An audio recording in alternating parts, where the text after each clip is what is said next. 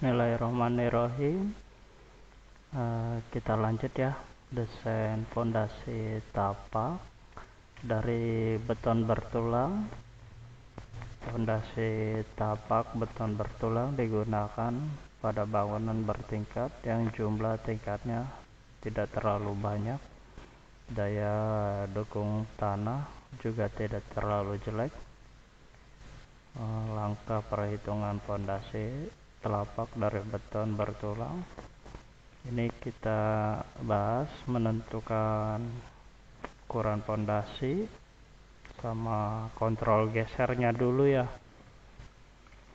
Nanti kita lanjut lagi menentukan pembesiannya sama menentukan besar penurunan.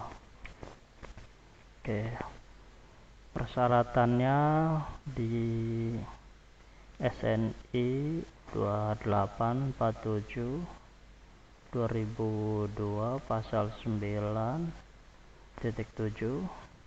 Terus di sini menentukan tebal selimutnya ya. Ini dia 75 mm. Terus pasal 17.7-nya ketebalan fondasi telapak di atas lapisan tulangan bawah tidak boleh kurang dari 150. Kemudian pasal 13.12 kuat geser fondasi telapak ini di sekitar kolom beban terpusat. Daerah reaksi ditentukan oleh kondisi terberat dari dua hal berikut. Nah, ini nanti bisa dibaca sendiri ya. Kita lanjut. Ini diketahui beban konstruksi struktur atas. Ini P-nya 6 ton, beban tidak terfaktor dan beban terfaktornya 10 ton. Terus dimensi kolomnya 40 x 40, yang ini 40 x 40. Terus level bawah fondasi terletak 1 meter. Ini ketinggiannya 1 meter ya. Terus mutu beton, mutu besinya FY nya 400. Kalau SNI terbaru dia 420 ya. Ini sengkangnya SNI terbaru 280 untuk kuat tariknya. Terus tanah lempung homogen ini 0,5 tanah keras berada di kedalaman 5 meter. Oke, lanjut. Ini sudut geser, berat jenis tanah, terus kohesi, ini modulus, tekanan. Oke, kita lanjut aja ya. Menentukan ukuran fondasi. Tegangan ultimate 1,3 dikali C. Kali C ini kohesi tanah, terus kali NC, terus kali ditambah Q kali NQ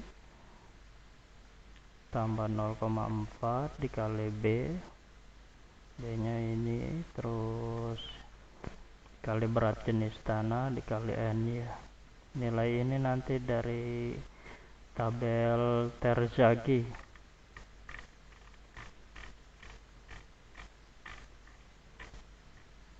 Ini ya nilainya. Oke, kita langsung aja ke Excelnya. Nah, kalau ini ada di SNI untuk ketebalannya ya, di tabel 20.6.1. Nah, ini SNI 2002 nya, yang ini ya, tebalnya 75 untuk SNI. yang kontak dengan tanah langsung sama ya, ketebalannya 75. Oke, terus kita ke bawah lagi. Nah, ini ketebalan minimum JSNI yang terbaru itu 300.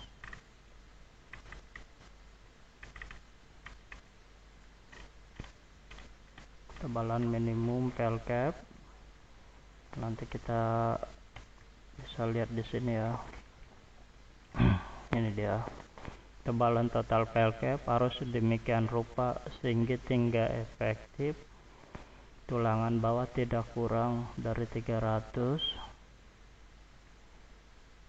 Ini untuk DSNI nya tidak boleh kurang 150.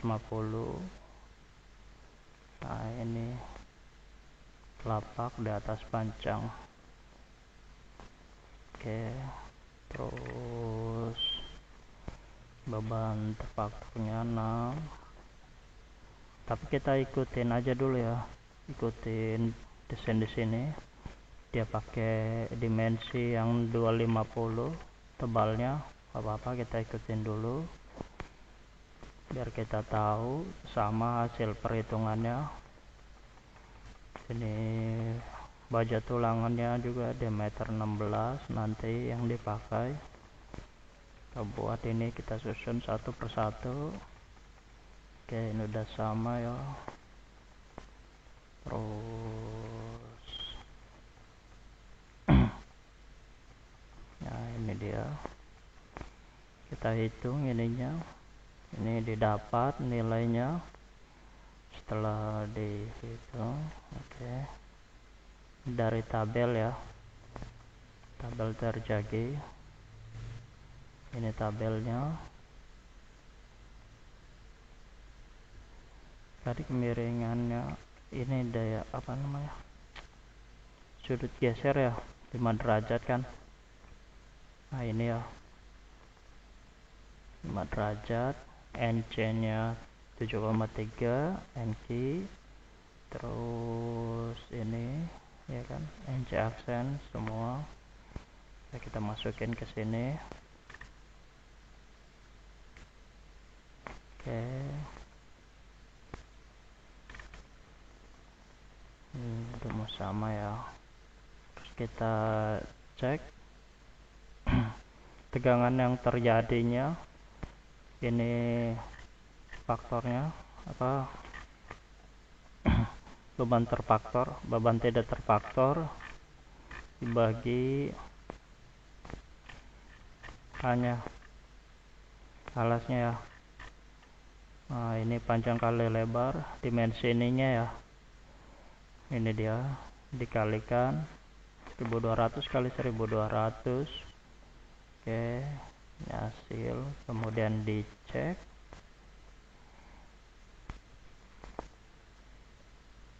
Ini oke ya, masih lebih kecil.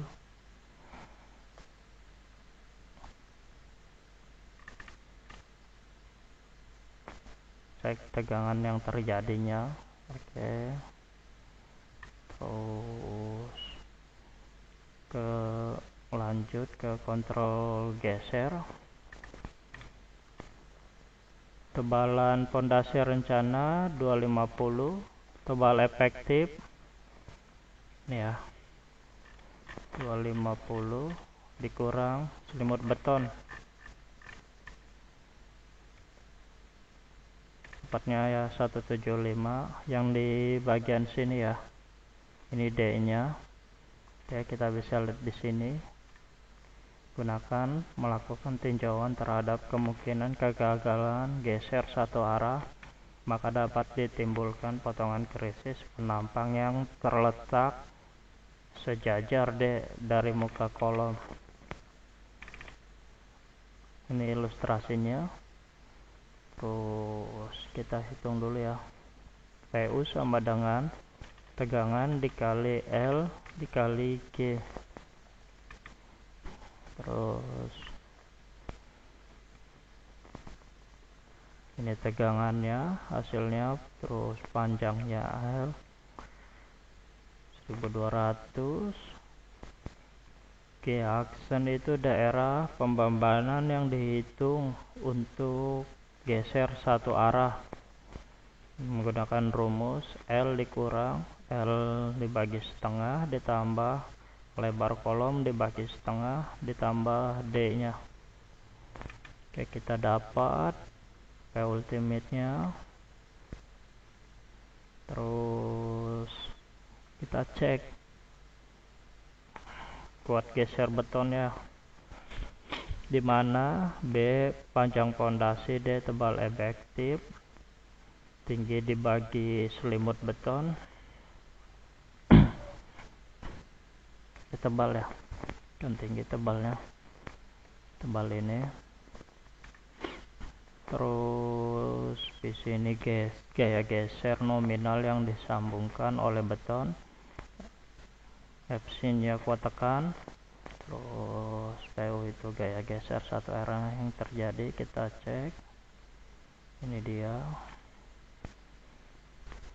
C dikali ini 0,75 dikali 1/6 kali Fc aksen dipangkatkan 0,5 ini ya, sama aja di akar. Oke, ini dapet hasilnya masih lebih besar daripada faktor ultimate nya ya. Ini oke. Nah, kita lihat di sini ya.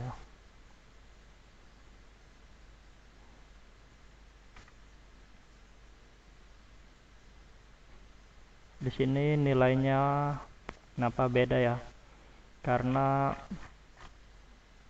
saya menjumlahkan kuat tekan betonnya dikali 0,83, nilai Fc aksennya beda ya. Oke, terus kontrol geser dua arah,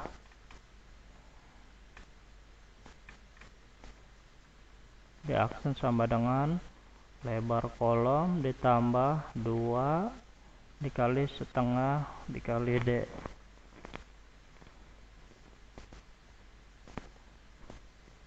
Ini dia lebar kolom, ini 400, lebar kolomnya 400 dan kali 2 dikali setengah, ini setengah dikali tebal selimutnya ya, tebal selimutnya. Oke, ini dia didapat. Terus kita ke gaya geser yang bekerja pada penampang kritis, tegangan dikali panjang dikali ini ya, B aksen ya, penampang kritis. Oke,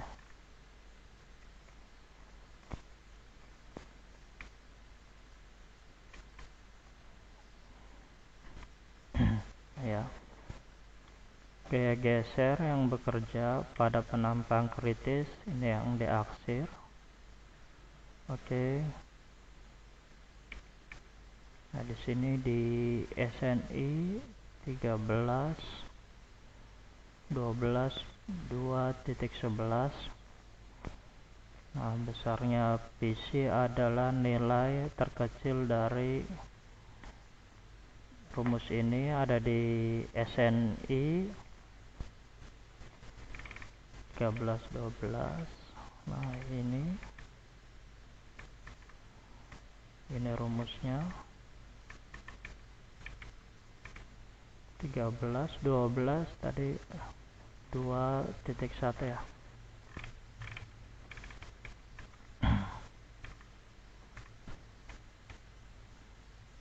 Nah, ini dia rumusnya ya.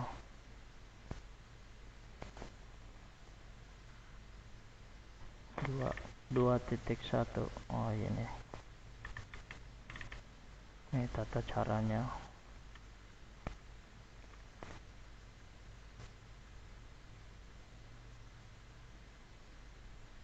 ya, sama ya. Terus kalau DSNI 2019, oke. Nah ini dia nanti yang kita pakai perhitungan PC-nya untuk geser 2 arah. Oke.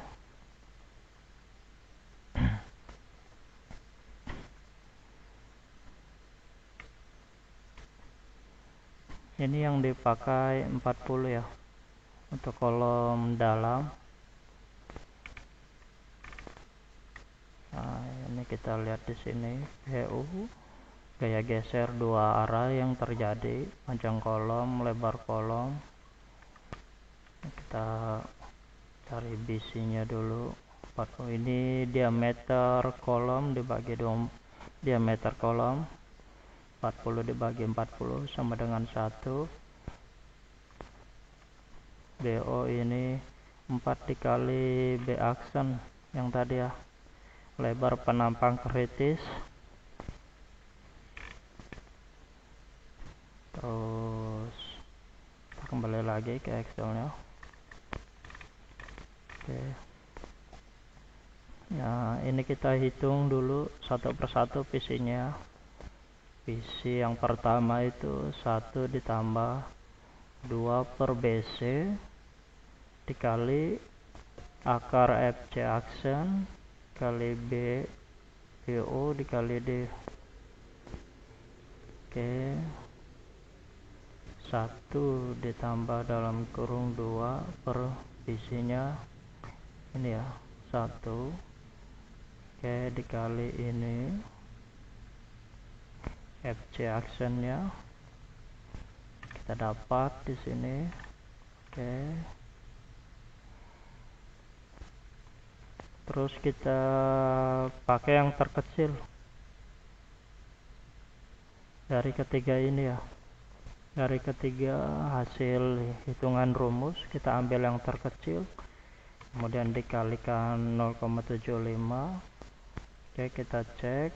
Terus PC ini harus lebih besar daripada PU nya ya. Oke, kita cek. Ini harus lebih besar daripada ini. Oke, ini hasilnya. Oke. Sekarang nah ini ya,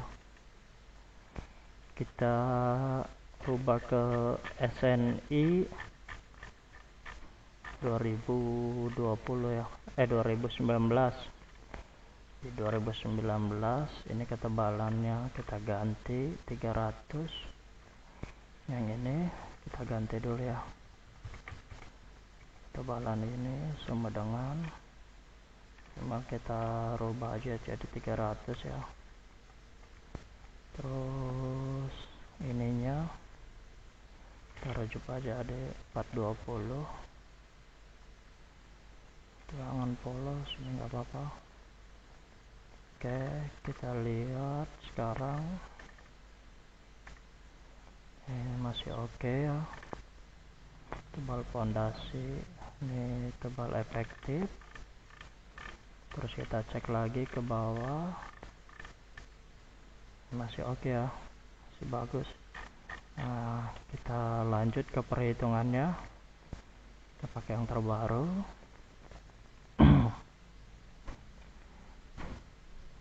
Nah ini dia, kita asumsikan sekarang jadi ini beban hidup, beban mati. Oke, kita lebih detailkan lagi ya, ukuran kolom, terus panjangnya masih sama.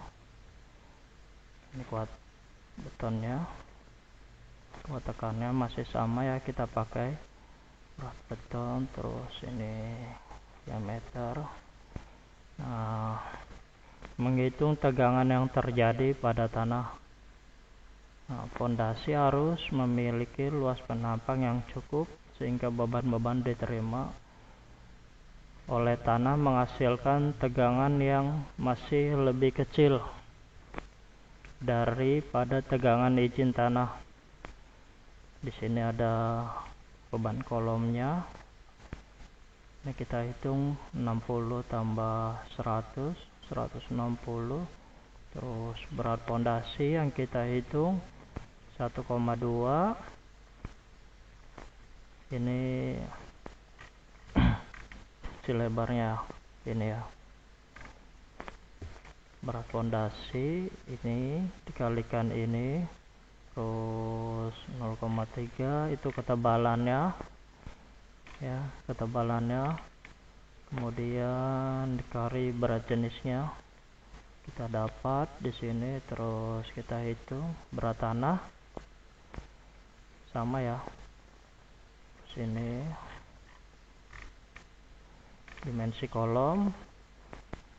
Berat tanah itu dimensi fondasi dikurang dimensi kolom, terus ditambah ya, dikali kedalamannya ya, kedalaman fondasi 1 meter kali ini berat jenisnya. Oke, didapat sekian. Terus berat total, berarti ini kita jumlahkan. Ini kita jumlahkan semua, kita dapat berat total tanah. Terus tegangan yang terjadi tegangan pada tanah yang terjadi ini dibagi luas tanah ya. Oke, ini masih lebih besar dari daya dukung tanah. Nanti ini bisa diambil di hasil sondir ya. Kita lihat daya dukung izin tanahnya berapa, tapi ini kita ambil dari rumus yang tadi kita hitung dari sini ya. Masih lebih besar kan, ini lebih kecil, ini lebih besar, masih sama ya, ini oke. Terus untuk tebal efektif yang tadi kita hitung, tebal efektif di sini hanya dikurangi si selimut saja ya. Tapi kalau di yang terbaru, tebal fondasi 300 dikurangi tebal selimut dikurangi diameter tulangan. Nah, ini hasilnya. Kemudian kita menghitung tegangan ultimate, berarti 1,2 dikali beban hidup, terus dikali beban matinya, terus 1,6 dikali beban hidup. Oke, ini didapat tegangan ultimate-nya 150 kN per meter. Sekarang kita cek lagi kontrol gesernya yang satu arah. Oke, kita menghitung area efektif, masih sama ya. Area efektif ini dimensi dikurangi kolom dibagi 2 dikurangi D nya. Oke, ultimate nya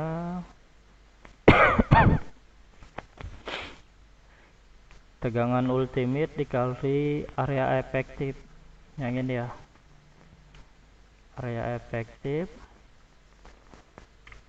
ini didapat.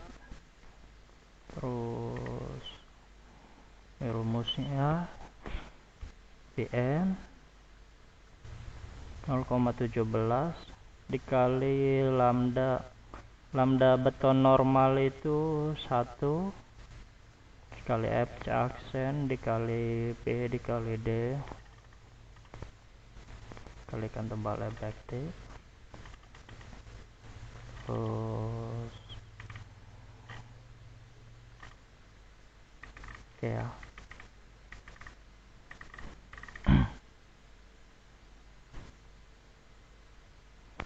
di bawah lambdanya kali 1. Ini masih lebih besar daripada V ultimate nya ya, masih oke. Terus kita lanjut ke kontrol geser 2 arah, itu ada di SNI 226.5. Ini rumus PC yang tadi kita pakai ya. Ini PC yang terbarunya, SNI terbaru. Nilai AS-nya 40. Ini kita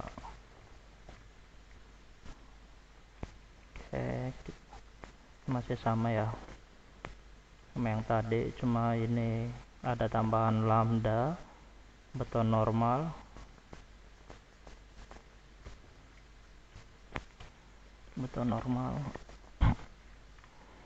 Nah, untuk base yang pertama itu 0,33 dikali lambda dikali FC aksen dikali keliling penampang kritis fondasi tapak dikali D nya ya, tinggi efektif.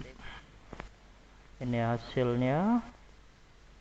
Terus ini juga sama, terus kita pakai PC yang paling kecilnya ya, hitungan PC yang paling kecil. Oke, ini kita dapat di sini. Terus dikalikan lagi, masih sama rumusnya, dikalikan 0,75. Oke, dari hasil ini yang 2002 sama yang terbaru 2019, ini masih oke ya untuk dimensi penampang segini dengan berat pondasinya. Yang tadi pondasi terfaktor, ini yang tidak terfaktor, masih oke hasil analisanya. Oke, nanti kita lanjut ke perhitungan kebutuhan tulangan ya, menentukan pembesian fondasi. Oke, terima kasih.